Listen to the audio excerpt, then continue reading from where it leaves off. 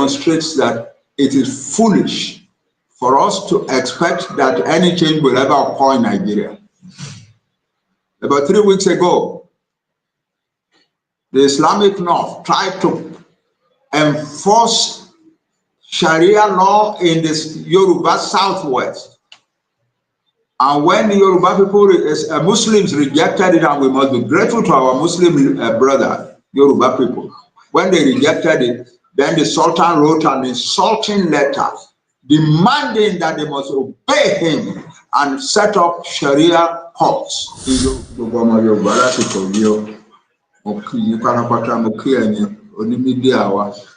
Nílé àti ní diaspora, mo kí gbogbo ọmọ Yorùbá tó wà ní diaspora, mo kí gbogbo Yorùbá pátápátá tó wà nílé, mo kí gbogbo Yorùbá tí ìyà ń jẹ ní Nàìjíríà lọ́wọ́lọ́wọ́, wọ́n ti sọ di pauper and beggar, mo kí gbogbo yín ẹ kú àsìkò yìí.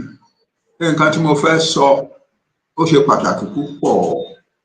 Kì í ṣe Yorùbá wa nìkan ni mo fẹ́ sọ sí, nǹkan tó yẹ kí n sọ kí gbogbo ayé gbọ́ ni.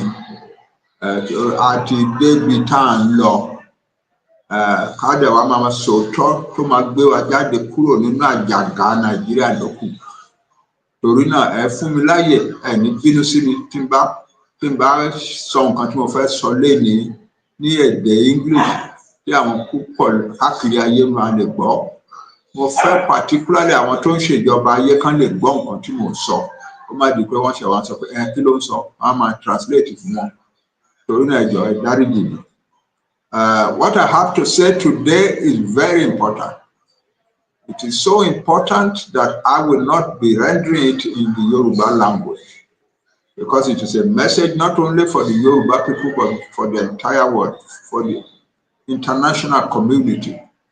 I want significant entities in the international community to hear me clearly, because we Yoruba, we have reached the point now. We have reached what we regard as the door to our goal, and we need to let the world know what we are doing and why we are doing it. We were included in what is now called Nigeria in 1914 through an amalgamation, which the British organized by themselves alone, without any input or signature from any Yoruba person or authority. Our traditional rulers existed, but they were not invited to be part of it. There were highly educated Yoruba people in our country. We have been producing university graduates as far as the late 1850s. But none of the leading citizens of our land was invited to be a signatory to the amalgamation decree of 1914, of January 1, 1914.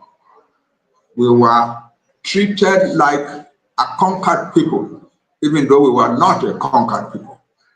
And we were included in a country whose purposes we did not know. Nigeria was created in 1914 for the purpose of benefiting British colonial interests in Nigeria.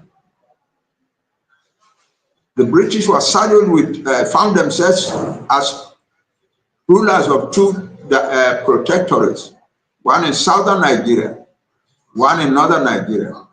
The one in northern Nigeria could not produce the income, the revenues to pay the salary of the British officials working in the Northern Protectorate.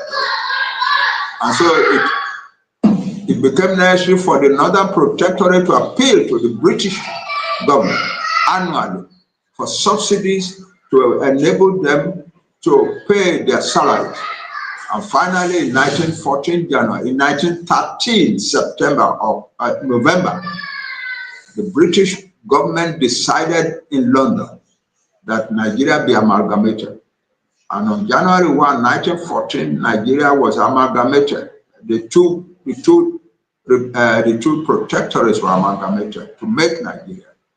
That meant, essentially, no more than that the resources of the South was being used to finance the protectorate of the North. In the next many years, in the next 30 years, nothing happened. The two protectorates just went on their own. The only thing was that the resources of the South were taken from time to time to finance the North.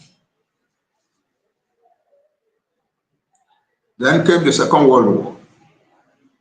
And at the end of the Second World War, the world, led by the United States of America, came to the conclusion that colonized peoples should be liberated worldwide. And so the picture arose of a Nigeria that will become an independent country of Nigeria. And under the arrangements for that event, constitutions were created.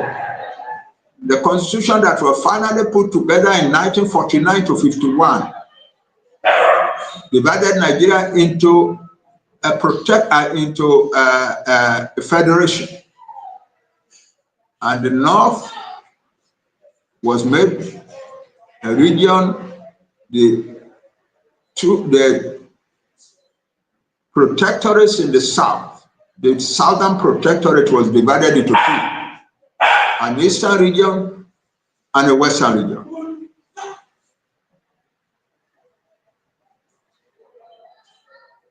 And from that moment, because the objective was coming independence, from that moment, the British began to manipulate to ensure that the Northerners would rule the country. And what was the qualification of the Northerners? Especially the small group that ruled the North, the Fulani. What was their qualification? One, they were believed not to be African. They were not of African origin. They were a Middle Eastern people who had been migrating westwards to North Africa and to West Africa. And because they were not indigenous to the land, the British regarded them as easy to handle and manipulate. Then their further qualification was that they had rejected Western education and they had no intention at all. They showed no intention at all to accept Western education. And so the British thought, wow, these people, for us to be able to exploit Nigeria after independence, these are the people we must hand power over to. So the British, from 1951 to 1960, manipulated everything that could be manipulated. The sizes of the regions, the borders of the regions, the constitution, the election, ultimately, the election of 1959, the pre-independence election, was very meticulously rigged in order to hand over power to the Fulani of northern Nigeria over Nigeria. And we are not saying anything that is new here. Even the man who was chairman of the group, of the British colonial group that masterminded the secret operation that produced the rigging for the North, has written in his memoir, and he has appeared on television a number of times before his death. So at independence, therefore, the Fulani of northern Nigeria, living on the population size of the Hausa, became the rulers of Nigeria. And the Hausa themselves, who was, they used to talk of Hausa Fulani. The Hausa were very viciously suppressed, so that Hausa Fulani meant essentially simply Fulani. And the Fulani regarded their duty as not to develop Nigeria, not to develop a country. They didn't know what to do to develop a country. They didn't have the education or the inclination for education. or the inclination for modern skills. So they decided that the thing to do was to suppress the other peoples of Nigeria. And so they immediately took advantage, took hold of their Islamic faith, of their strong Islamic faith, as an instrument for subduing the rest of Nigeria. That's what they had used to suppress the Hausa people. So they decided to use it now to suppress the rest of Nigeria. Meanwhile, Christianity had spread in the middle belt of the north and in the south, southeast and southwest, the homeland of predominantly the Yoruba and the Igbo people. But the Fulani were determined to make that kind of fundamentalist and jihadist Islam roll over the whole of Nigeria. Their spokespersons constantly talked of they are going to conquer until they have dipped the Quran in the sea, on the coast, on the Atlantic coast of Nigeria. 11 days after the independence, after the celebration of independence, their leader, Sir Madu Bello, the Sardauna of Sokoto, said to a newspaper, to a local newspaper, this new country called Nigeria shall be an extension, listen carefully, shall be an extension of the estate of our great-grandfather Osman Danfodio.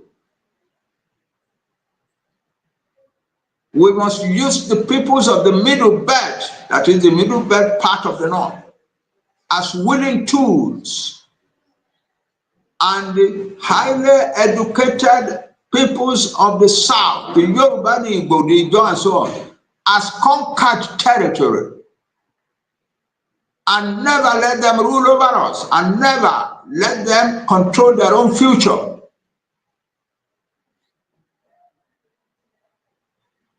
Nigeria was to become an extension of the estate of Osman Danfodio. What was the estate of Osman Danfodio? Conquest by Islam, by fundamentalist jihadist Islam, period. So the whole of Nigeria was to be rolled over by Islam. And that is the agenda that they have been pursuing since then. As soon as Nigeria became independent, the northern rulers of Nigeria decided that the first enemy to be handled, the first enemy to be subdued, were the Yoruba of the southwest, who are the most educated people in Nigeria, the largest single ethnic group, the people who had produced Africa's first program of free education and so on. But they were a danger. They were an enemy from two perspectives. The first is that they were a people, they are still a people, who have a tradition of religious tolerance, which has created a situation in which there were millions of Christians and millions of Muslims and millions of traditional worshippers among the Yoruba people. An American team that studied Nigeria, that did some research on Nigeria for an agency of the American government, wrote in 2003, the Yoruba are a model of modern coexistence and tolerance, because we found Yoruba Christians, Muslims, and traditional worshippers living harmoniously and happily, not only in the same towns, but in the same households. That's who the Yoruba people were. But that kind of culture was a danger to the Islamic agenda of the Fulani, because it meant that the Muslims among the Yoruba could never become jihadists or fundamentalists or terrorists. No way. There is hardly any Yoruba family that does not have some Muslims, some Christians, some traditional worshippers. And so to get a Yoruba man to agree to wage war, the war of Islam, a jihad against his own people, is impossible. And so the Northerners regarded the Yoruba people, Muslims and all, as a danger to the Islamizing program. And moreover, among the Yoruba, the largest and most powerful denominations of Christian denominations and groups were emerging among the Yoruba. And so that added to the feeling that the Yoruba were a special danger to the program of Islamization. The Gotu in the East are almost all Roman Catholics. Muslims were few among them. And so they too were a danger to the Islamic agenda. And the Islamic agenda actually meant that the Fulani will control all of Nigeria, not just the federal government, but all of Nigeria. And so the first group to be subdued were the Yoruba. In 1962, by deceiving and manipulating with the help of the British, the Fulani succeeded in dividing the Yoruba leadership and causing a crisis in the Western region. And even though there were no riots or disturbances in the Western region, the federal government under the Fulani then declared a state of emergency in the Western region with the objective of pulling down the Western region. They suspended the constitution of the Western region, suspended the elected government of the Western region, and imposed a sole administrator on the Western region, and proceeded systematically to pull down the achievements of the Western region. And also to rig election in the Western region in order to put in charge of the Western region persons who are inclined to be submissive to the Fulani. So my brothers, educated people like me, and businessmen, and the Yoruba elite in general, you are getting this, who are getting this message wrong, who are not getting this picture correctly, should begin to educate themselves and get it correctly. This is a forever kind of war against the Yoruba people. It will never stop. And the Fulani themselves say it anyway. We are ready to fight this war forever. We are ready to fight it for decades, for centuries, until we win, until we dip the Quran in the sea, until we turn every one of these people into jihadist, fundamentalist Islamists. The same thing with the Igbo, the same thing with the Igbo in the south. And the Edo, the highly civilized kingdom of the Edo people.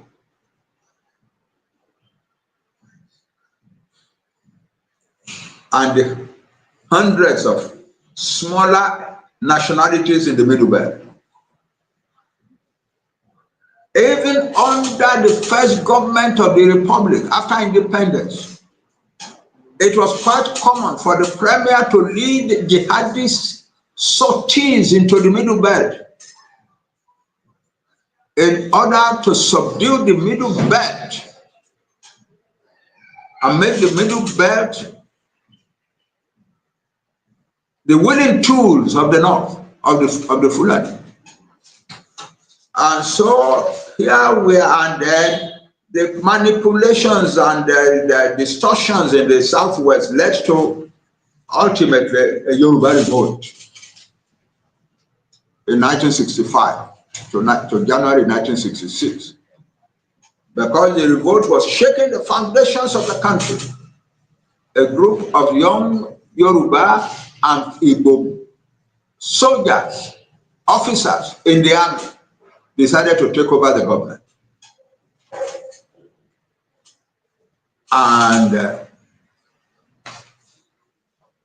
the North reacted with a program for eliminating southern citizens living in the North, most of them Igbo, and within weeks killed more than 40,000 Igbo people in the streets of the towns of the North. The Igbo fled, most of the Igbo then fled to their own region in the southeast. And when they could not get any assurance that they would be safe in Nigeria, they decided to secede from Nigeria. And so the federal government declared war on the Igbo, on what was then called Biafra. The Igbo had said that their new country would be called Biafra. And in that civil war, more than 2 million Igbo people died. The war lasted for 30 months. When it was over, what had happened is that the hold of the northern Fulani had become stronger on the country. And so a series of military coups organized by Fulani officers ruled Nigeria from 1966 July until 1999 with a brief period of civilian rule in 1979 to 83. And what did these military rulers actually try to do? We also say usually that the centralized government in Nigeria. No, that's not all. They were centralizing government in Nigeria in order to increase the power of the Fulani over Nigeria. Yeah. In the southwest, for instance, in the homeland of the Yoruba, they took over everything of importance. They took over the university that the Yoruba people had created. They took over the roads. They took over development projects. They took over, for instance, the great asset of the Yoruba people, the cocoa marketing board, and turned it into, from Western Nigeria Cocoa Marketing Board, it became Nigeria Cocoa Marketing Board. And they appointed a northerner as chairman of the Cocoa Marketing Board, a chairman who had never seen a cocoa tree in all his life. Then they took some of the estates that the Yoruba people had established in Ikeja and Papa and so on, and handed it over to individuals, some of them northerners. That's what happened. And they destroyed the rest of the economy of the Yoruba. The large plantation of palm trees in Okitipupa were allowed to be abandoned, well, more or less, because the federal government, under these military rulers, believed that they should not allow the Yoruba to return to the position of high development that they had achieved before independence. So everything was abandoned. Everything was taken over and abandoned. The palm tree, the huge palm tree plantation in Okitipupa, perhaps the largest palm tree plantation on earth in the world, was abandoned. The factory that produced oil from it was also abandoned. The large rubber plantation to the west of Okitipupa was also abandoned. The second largest rubber plantation in Africa, and so too was the citrus plantation in Ijebu. So the Western region's economy was systematically dragged down. The Western Nigeria Development Corporation which had been the largest single agglomeration of investment capital in Africa, was gradually pulled down.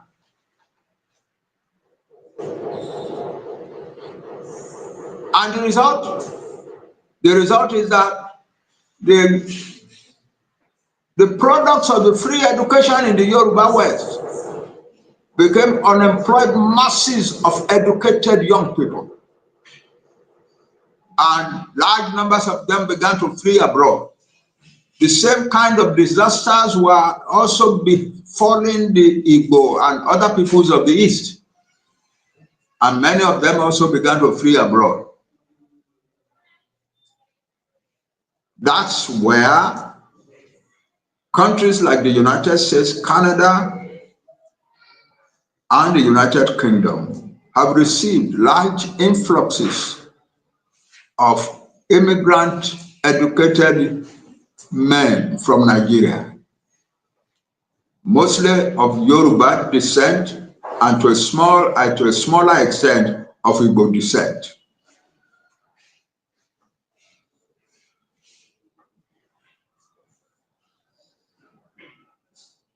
Having succeeded that far, the Fulani finally decided we have to conquer this country fully. We have succeeded politically. Now we must succeed in actual fact. So from about the last years of the 1990s, they began to hold secret meetings with Fulani leaders from other parts of West Africa. By 2011, they had come to the conclusion that they could conquer Nigeria. And what they were going to use were the Mujahideen. Mujahideen means masses of illiterate paupers, trained and armed and turned into soldiers, militias, militarized poor, the Mujahideen. And it is they who have been ravaging Nigeria since 2015. When our brothers began to work with Buhari's party in 2013 and so on, they were doing what appeared to them to be a good thing, trying to save Nigeria. But they did not know that they were empowering the Islamic Fulani in a new manner over Nigeria. And under Buhari, it quickly became clear that he was there to see to it that the Fulani actually conquered and controlled Nigeria. And so large numbers of people began to get killed. Farmers were expelled from their farms or killed on their farms. Their wives were raped, their daughters were raped and killed. In Yoruba land in the southwest, agriculture essentially died because almost all the farmers fled.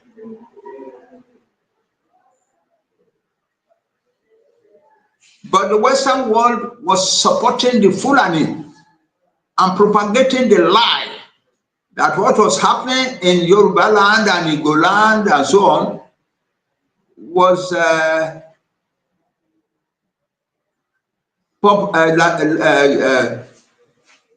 climate change, droughts in the Sahel that was pushing Fulani herdsmen south, causing conflicts with farmers. It's a lie. It was a plan to conquer the southwest and the southeast of Nigeria. We don't have an estimate of the number of Yoruba people that were killed or the Igbo people that were killed under Buhari.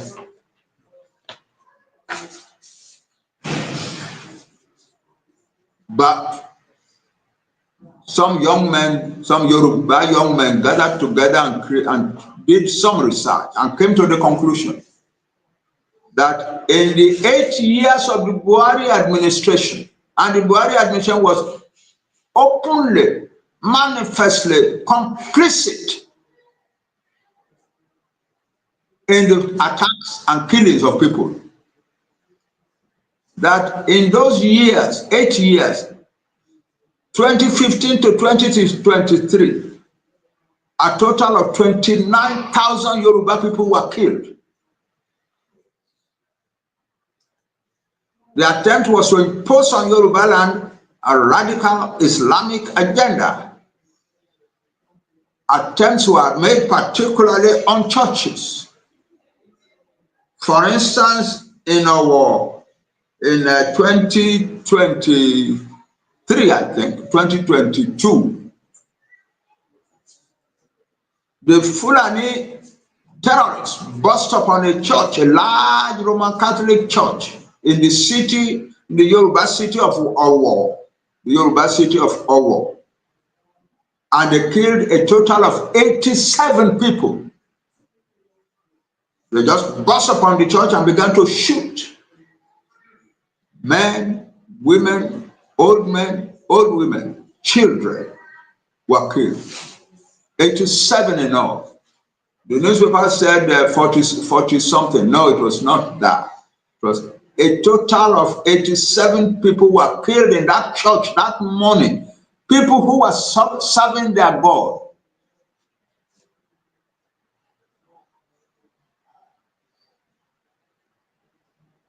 And so, this is what we have been living with. And we have now decided we cannot continue to live with this. Why? Because under Buhari, 1815 to 1823, the government were actually supporting the killings. Yeah. A middle belt official, public retired official, military official, who used to be Minister for Defense, Nigeria's Minister of Defense, came out in 2021 or 2022 to say that the Nigerian army was not protecting the people being attacked, but was giving cover to the people who were attacking. And our experience in the South and the Middle Belt is that if the Fulani jihadist comes to your farm and and you are able to defend yourself and so on, and the Fulani man is to die there, then you will be arrested and be charged with murder. It is not considered that you were peacefully walking on your farm with your wife and children when the Fulani came. Among the Yoruba, the highest traditional citizens are the Obas. At least 5 Obas have been killed by the Fulani. 5 Obas of the Yoruba people have been killed by Fulani. In one case, the Fulani burst into the palace, all armed, and gathered the Oba together with his wife and children and told them, "We are kidnapping you, we are taking you away." The Oba said, "No, you cannot take me away, it's impossible." And they killed him on the spot and took his wife and children away into captivity in the forest.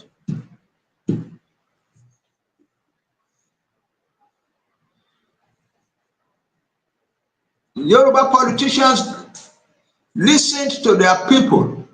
In 2020, I was one of the people who went to the governors of the Western region, of the Southwest, of the Yoruba Southwest.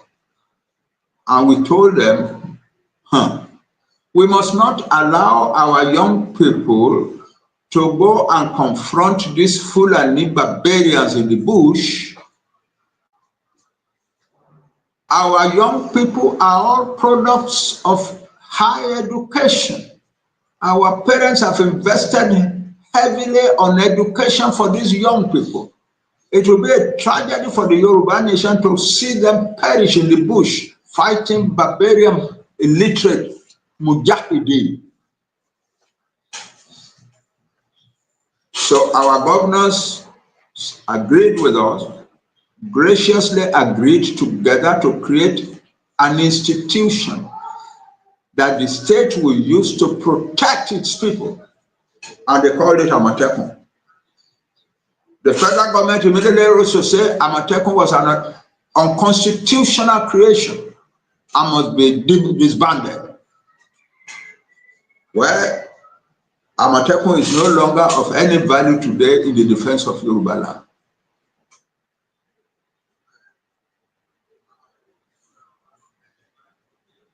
And so we come to the era of a new presidency.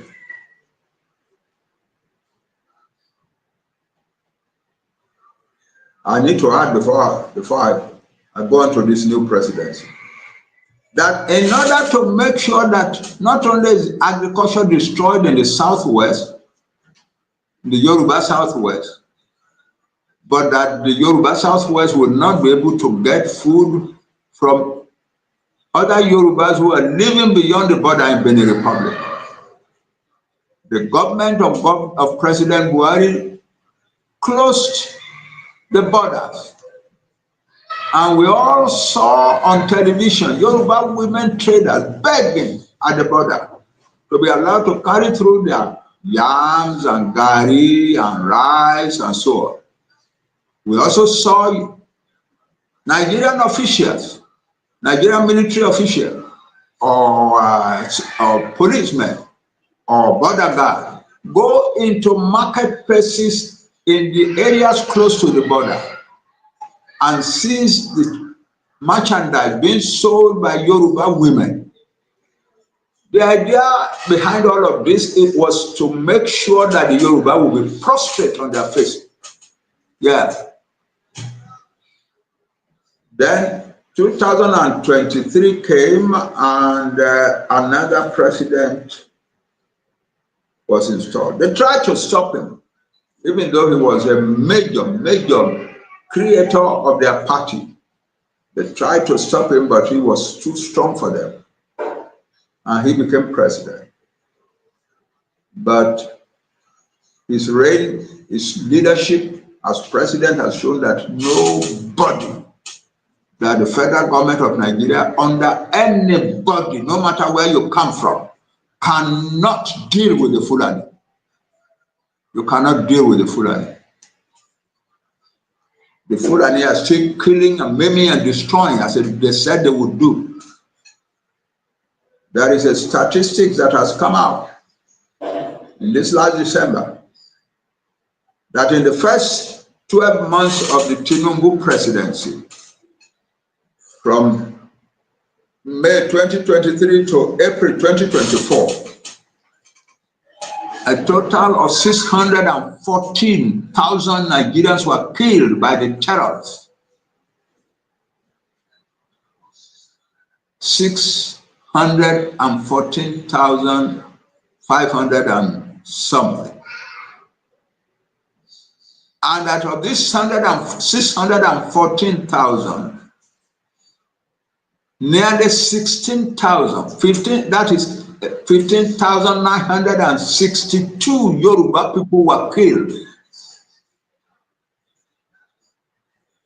The presidency of Buhari had been complicit, had been actually helping the Fulani.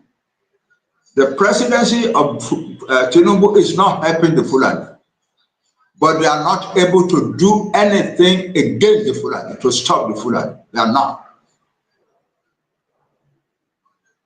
And so we have come to the painful conclusion that it doesn't matter if our brother is president of Nigeria, the institutions of Nigeria, the direction of Nigeria is so well structured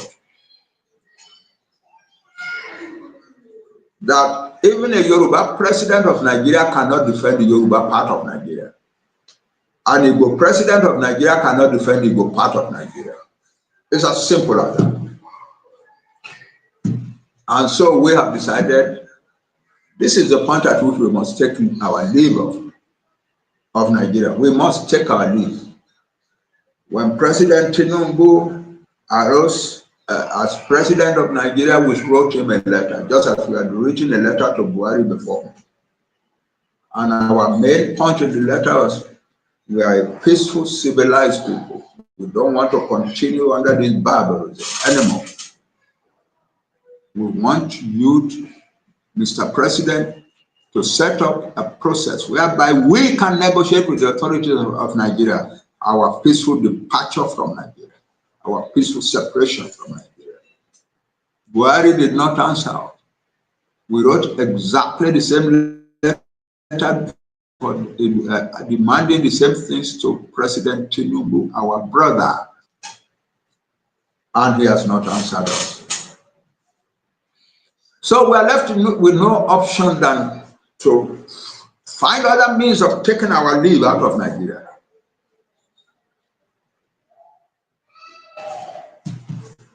And so we're telling the whole world that Nigeria is a country where a civilized Christian people cannot live. You cannot live here. No. Christian people cannot live. Here is a country in which our young men would defend their fathers on the farm and defend their mothers on the farm against a Fulani, and one Fulani may die and so on. And the police will come and arrest our boys. And when the Fulani people come and kill 20, 30, 40, 100 people in a village or in some villages, nobody goes after them. If a Yoruba group, a Yoruba village or an Igbo village is successful in actually holding a Fulani invader, attacking their village, they are able to overpower and hold them, not kill them. The police will come and take the Fulani away. And then the next thing you will hear is that they have been ordered by the higher authorities in Abuja to transfer the case from where offense was committed to Abuja. And that's the last we are going to hear about the case. The Fulani will not suffer.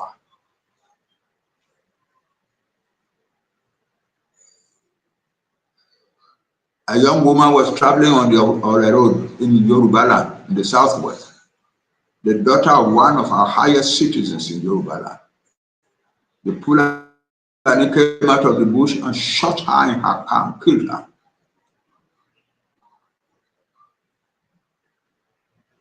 And so we all mourned and wept and so on. But about a month later, the local farmers identified the Fulani who had killed the girl, and 4 of them were arrested. And we heard that, oh, they have been charged to court. But nothing has happened to them. We've never heard of the case since then.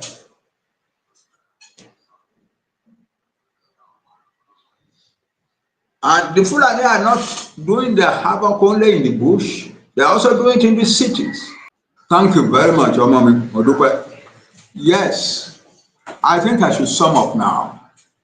We've come to the point, the masses of Yoruba men and women who want their own country separate from Nigeria have come to the limit. What has been happening in the past week or two actually demonstrates that it is foolish for us to expect that any change will ever occur in Nigeria. About 3 weeks ago, the Islamic North tried to enforce Sharia law in the Yoruba Southwest. And when the Yoruba people, Muslims rejected it, and we must be grateful to our Muslim brother, Yoruba people. When they rejected it, then the Sultan wrote an insulting letter demanding that they must obey him and set up Sharia courts in Yoruba land. And when the Muslims answered back to say, no, you have no authority over us, then they made the announcement that now a full-scale jihad now starts in the southwest. And they have been killing people right, left, and center all over the western region, all over the southwest ever since.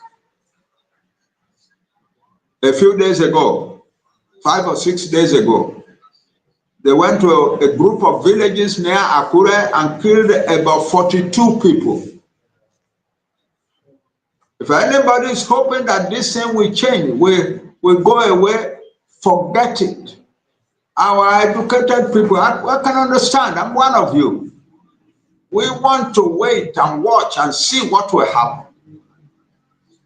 But I'm telling you that what will happen is that this thing will get worse and worse until it will reach you in your own homes. The Fulani actually declared war in January 2024, on January 24 and January 26, in which they threatened, among other things, that they were coming to inflict particularly painful suffering upon the Yoruba people. That they were going to go to Asorok, take Asorok from the federal government and use Asorok as the base from which to conquer the rest of Nigeria. Don't make a mistake of thinking that this will come to an end. My brothers, I beg of you, stop thinking that it will come to an end. That, oh, it's a temporary thing. We educated people tend to rationalize that it will come to, it will not come to an end. It started from the beginning. It's getting bigger and bigger and worse. And a day is coming when no Yoruba man or woman will be able to walk the streets the way things are going. And that includes you. A day is coming when your children will no longer be able to go to school. A day is coming when your wife will not be able to go to the market to buy things for your kitchen. And that includes our obas, the traditional rulers of our people. We can understand why our traditional rulers are, that's the nature. You are supposed to be the thinkers for society, civilized, obeying people, great rulers. It's okay to maintain the tradition, but when your house is in danger, when the whole house is now burning, it doesn't make sense to keep away from the struggle. And so my purpose now, my conclusion now, is that I appeal to all Yoruba people. I do not have to appeal to the young people anymore. They've made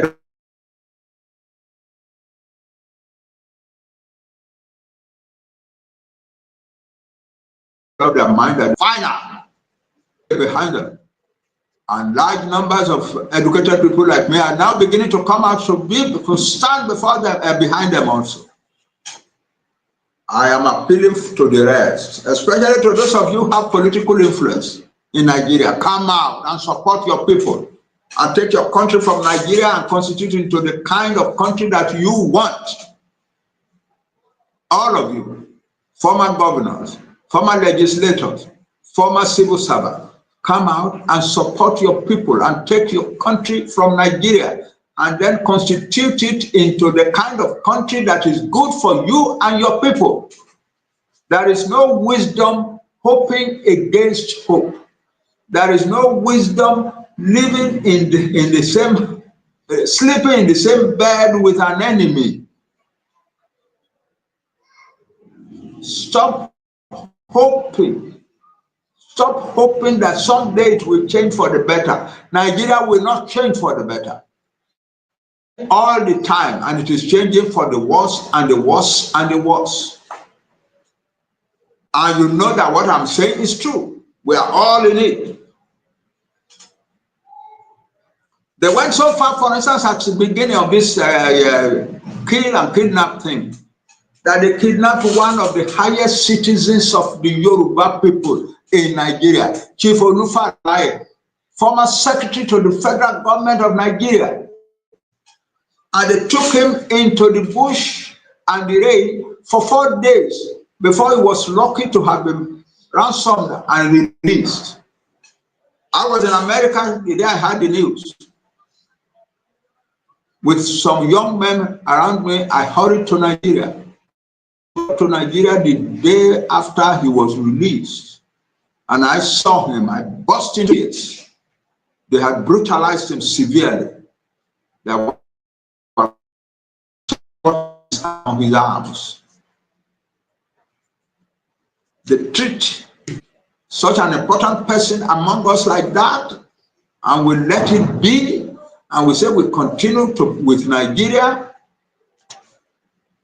My people, don't let us get to the point at which the world will laugh at us as shameless people. Let us liberate our nation and get out. Our young people are ready to take their nation. Let our older and more established citizens join them now. It is the time to act. It is lives. The time is here, and your young people have decided. Oh, there is a question. Our brother Tinubu is president. Yes, we love him. He's one of us. Our duty to every one of our own people is to love them. We love him. We are even proud of his prowess in the politics of Nigeria. We are proud of him. He has chosen to spend his life seeking elevation in the politics of Nigeria is not what we want. That's not what we Yoruba people want. Yoruba people don't need a president of Nigeria. Yoruba people need their freedom. They need their peace of mind. They need to be able to go to their farms and make farms. They need to be able to send their children to school with peace of mind. They need to have their women go into the market to buy things with peace of mind. They need their society to be orderly. They don't want to hear from time to time that people have been killed here, people have been killed there, a number of people have been wiped out there. The Yoruba people don't want that. And so the answer is we take our country and leave Nigeria. We are not doing it against Tinubu. Not at all. No Yoruba man will say, we won't do that. No, we don't hate our own, but our own is engaged in a venture that has become inappropriate for us as a people. And so we will take our lead from Nigeria. Thank you very much. I repeat, let us all come out and support our boys who want their country out of Nigeria. The time is now, it's not tomorrow. The time is now. And may God bless the Yoruba nation. Thank you very much.